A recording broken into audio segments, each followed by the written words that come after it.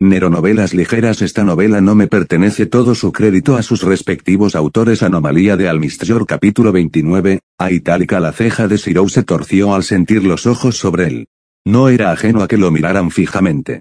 Podía admitir que sus rasgos eran sorprendentes incluso desde la distancia.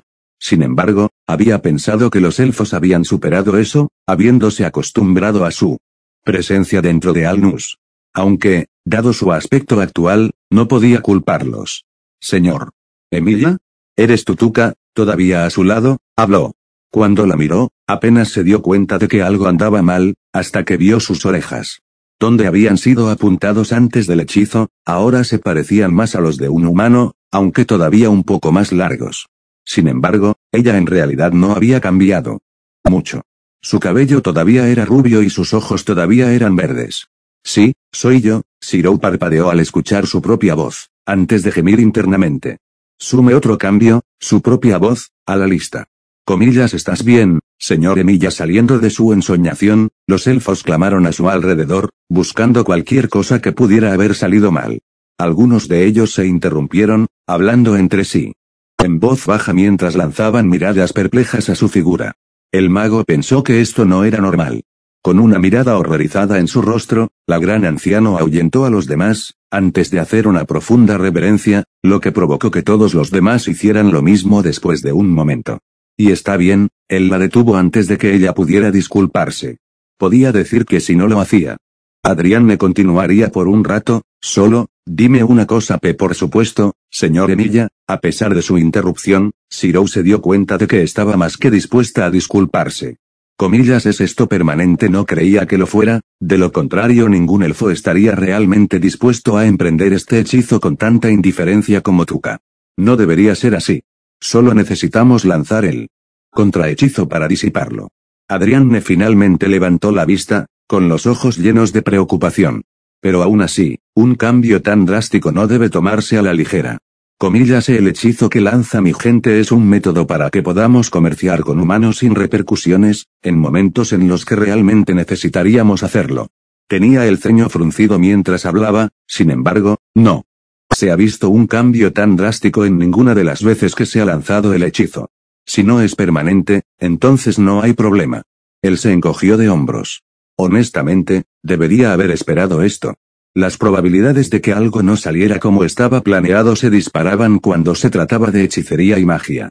Eso es, Adrián se detuvo. Señor Emilia, ¿eres consciente de que te has vuelto más bajo ahora que lo dijo? Se sentía como si él fuera más bajo de lo normal. Ciertamente no los estaba menospreciando tanto. Lo extraño era que su ropa todavía le quedaba exactamente como antes, lo cual no tenía mucho sentido. Supuso que era parte del hechizo, en todo caso. No debería haber hecho eso. Y ahora, volviendo al preocupado anciano, todo lo que el hechizo debería haber hecho fue crear una ilusión, donde las características reales aún estarían detrás de él. Señor Emilia, si realmente te has vuelto más bajo, entonces me temo que el cambio es más que solo una ilusión. Con el ceño fruncido, Shirou pulsó su propia energía mágica por todo su cuerpo. Estaba más que familiarizado con el uso del análisis estructural en sí mismo, para comprobar si había lesiones que pudiera haber pasado por alto debido a su francamente absurda tolerancia al dolor. Años usando sus nervios como circuitos le harían eso a una persona. Sin embargo, había memorizado más o menos el plano de su cuerpo después de que sus años de enforcer lo obligaran a hacerlo, para detectar cualquier irregularidad en cualquier momento. No hace falta decir que hubo muchas irregularidades. No fue una ilusión. Pudo decir, en ese mismo momento, que su cuerpo era el suyo, sin dudas al respecto. ¿Era solo eso? Era su propio cuerpo de hace unos 5 años. Antes de que tuviera ese crecimiento acelerado que lo hizo crecer hasta la altura de Archer. Antes de que su cabello se volviera blanco por el estrés y el uso excesivo de sus circuitos. Antes de que su piel se bronceara después de años de luchar bajo el duro sol. Todavía era Shirou Emilia, pero era un Shirou Emilia que no había sido visto desde el final de la Guerra del Grial. Sorprendentemente, no podía encontrar en sí mismo el valor para preocuparse tanto. ¿Fue la sensación de que Avalon nubló su juicio? Tal vez. Aún así, tenía la sensación de que la utopía eterna no lo desviaría. Además, tenía la sensación de que era la misma Fúndala que había provocado que esto sucediera en primer lugar. Como dije, está bien. Les dio una sonrisa a los elfos, Si realmente les molesta, pueden buscarlo mientras no estamos. Comillas aún continúas hacia Itálica. Ella no fue la única sorprendida por esto, como fue obvio por las cejas levantadas por casi todos los presentes. Lo hecho está, y mejor en mi opinión. Shirou se encogió de hombros. Con indiferencia, el imperio estaría buscando cómo me veo normalmente, y aún se podría romper una ilusión. Le recomiendo encarecidamente que lo reconsidere. ¿Quién sabe qué podría resultar de esto? Tenga un poco de fe, Lady Vallere. Dio una última sonrisa, una que con suerte transmitía que no estaba cambiando de opinión. Si algo sucediera, te aseguro que la culpa recaerá en mí y en mis propias acciones, no en las tuyas. Que irse ahora también le daría algo de tiempo para pensar en una excusa para beber. Rin y los demás era solo una ventaja. Solo unos minutos más tarde estaban silenciosamente regresando a Alnus. Era más o menos necesario, ya que querían asegurarse de que nadie notara que faltaban una gran cantidad de escamas de dragón y vivern hasta que desaparecieran. Fue fácil, por decirlo menos. Con el líder elfo ayudándolos a regañadientes, tenían a toda la población de elfos de su lado. Y aunque aquellos que lo habían visto miraron 2 veces su nueva, vieja, apariencia, lo siguieron de todos modos. Muy pronto, él, Tuca y Lelei estaban en un carruaje tirado por caballos, en camino hacia Itálica, sin que la JSDF y los otros magos se dieran cuenta. Por su parte, Lelei había estado en silencio desde que presenció el hechizo.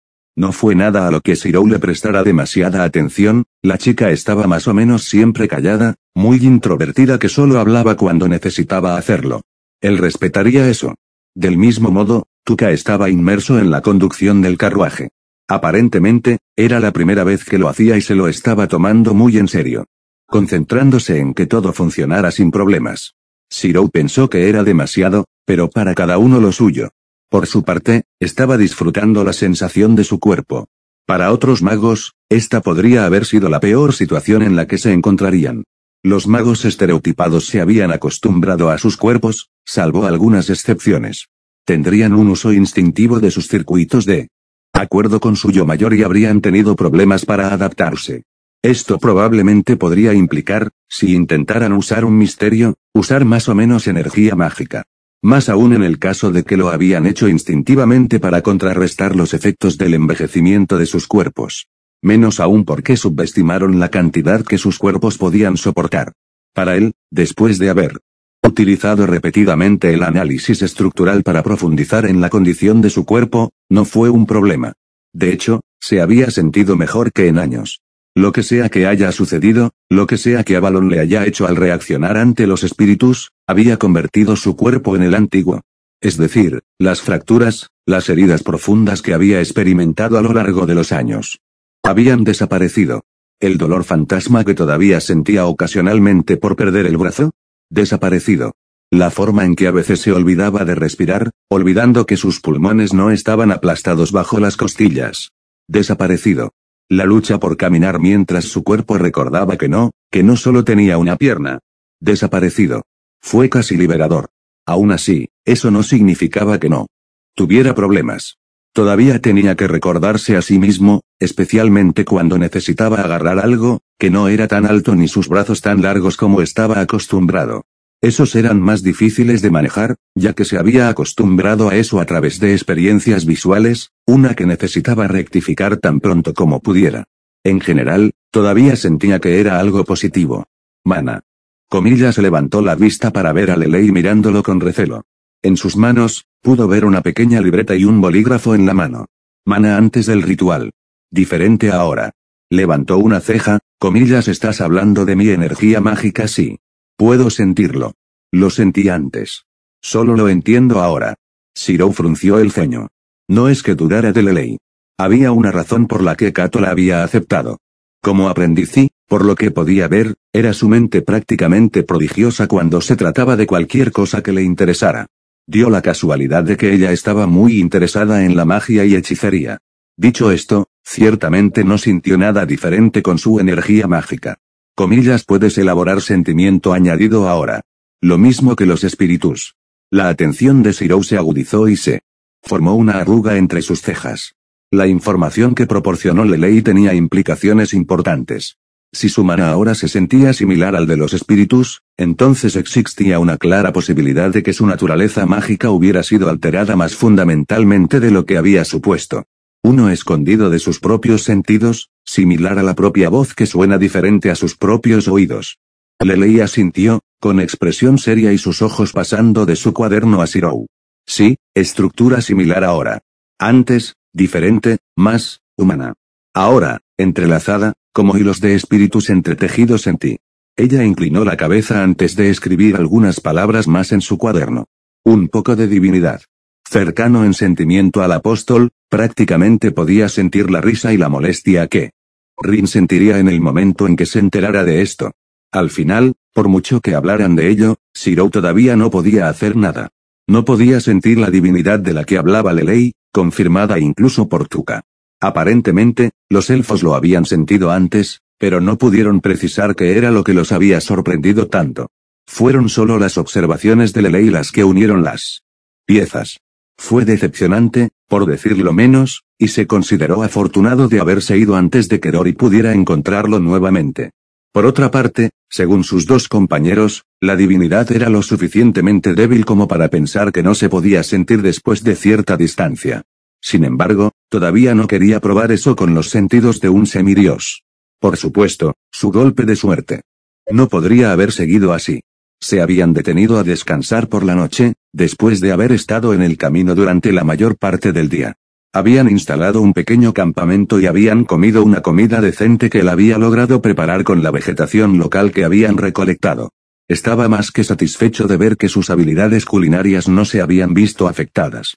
Se habían acostado a pasar la noche, apagando el fuego y dejando que la oscuridad los llevara hasta la mañana. Al menos ese era el plan.